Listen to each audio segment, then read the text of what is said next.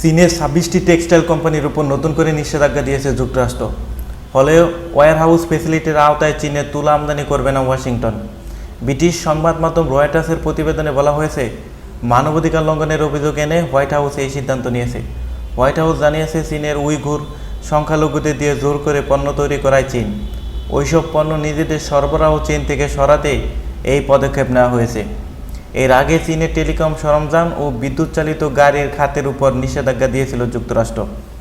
সিএনএনের প্রতিবেদনে বলা হয়েছে, যুক্তরাষ্ট্র Uyghur Forced Labour Prevention Act Entity লিস্টে এবার চীনের 26টি কোম্পানিকে অন্তর্ভুক্ত করা হয়েছে।